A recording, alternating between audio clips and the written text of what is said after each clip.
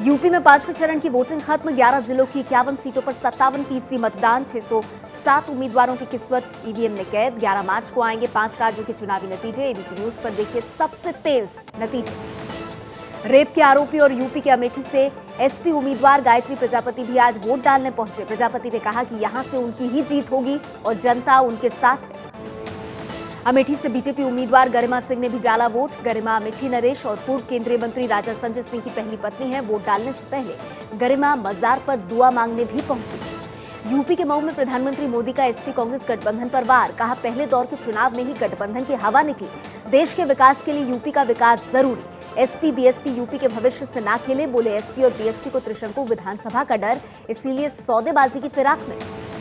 मऊ की रैली में प्रधानमंत्री मोदी ने दिया चुनाव बाद गठबंधन का संकेत। कहा, पूर्ण बहुमत के बावजूद साथ आने वाली छोटी पार्टियों को मिलेगी सरकार में जगह।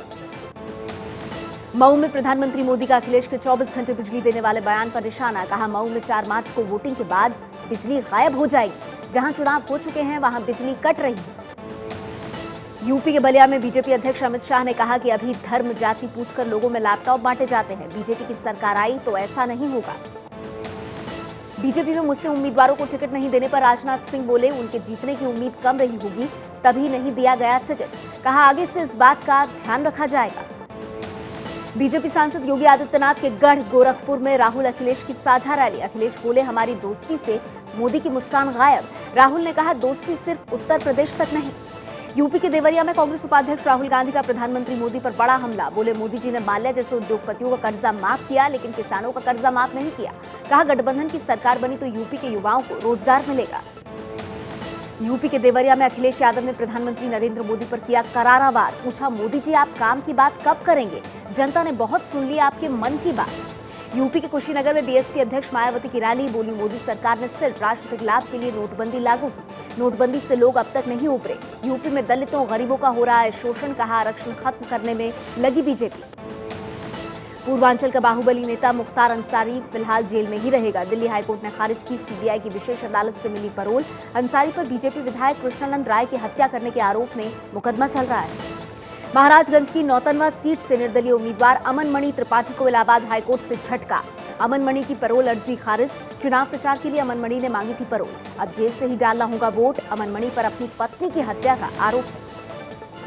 महाराष्ट्र के सीएम देवेंद्र फडणवीस ने चुनकर आए अपने नए पार्षदों के साथ की बैठक। कहा, मुंबई में बीजेपी को जनादेश मिला है। जनता हमारा मेयर चाहती है। शिवसेना अध्यक्ष उद्धव ठाकरे ने बीजेपी पर फिर बोला हमला। कहा, मेयर पद के लिए बीजेपी खाली बर्तन पीट रही है। कांग्रेस की तारीफ की। शिवसेना प्रवक्ता संजय राउत ने महाराष्ट्र के सीएम देवेंद्र फडणवीस से पूछा कि अगर उन्हें कांग्रेस से इतनी नफरत है तो प्रो पाकिस्तानी प्रो आतंकवादी महबूबा मुफ्ती से नफरत वो क्यों नहीं करते। कश्मीर को लेकर सीआरपीएफ के डीजी दुर्गा प्रसाद ने कहा है कि यहां के हालात सुधरे हैं और पत्थरबाजी की घटनाओं में कमी आई है। कुछ दिन पहले पूर्व गृह मंत्री पी चिदम्बरम ने कहा था कि मोदी सरकार की गलत नीतियों की वजह से कश्मीर हाथ से निकल रहा है। मैसूर से बीजेपी सांसद प्रताप सिम्हा ने शहीद की बेटी गुरमेहर कौर की तुलना दाऊद से की। गुरमेहर ने कहा था कि उनके पिता को पाकिस्तान ने नहीं, युद्ध ने मारा। किरण रिजिजू ने पूछा, कौन है जो लड़की को बहला फुसला रहा है?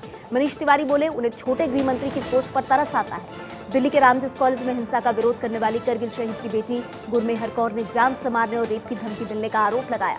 दिल्ली महिला आयोग से की शिकायत। डीसीडब्ल्यू ने दिल्ली पुलिस से गुरमेहर को सुरक्षा देने को कहा।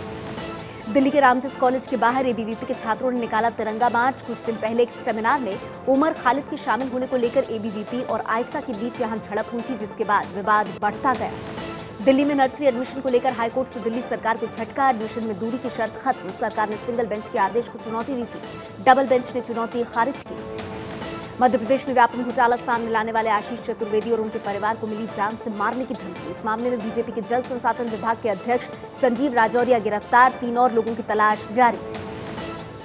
पंडित दीनदयाल उपाध्याय और नानाजी देशमुख की जन्मशती पर आयोजित सम्मेलन में शामिल हुए संघ प्रमुख मोहन भागवत। मध्य प्रदेश के चित्रकूट में था कार्यक्रम। रिलायंस जियो से टक्कर लेने के लिए एयरटेल का बड़ा ऐलान। देश भर में अब एयरटेल की फ्री रोमिंग सुविधा मिलेगी।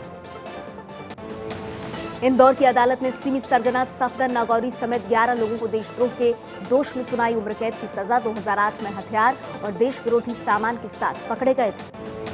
आतंकी संगठन आईएसआईएस से कनेक्शन और आतंकी घटनाओं की साजिश रचने के आरोप में गिरफ्तार नईम और वसीम को अहमदाबाद कोर्ट ने 12 दिन की पुलिस रिमांड में भेजा। इंटरनेट के जरिए सीखी थी बम बनाने की तकनीक।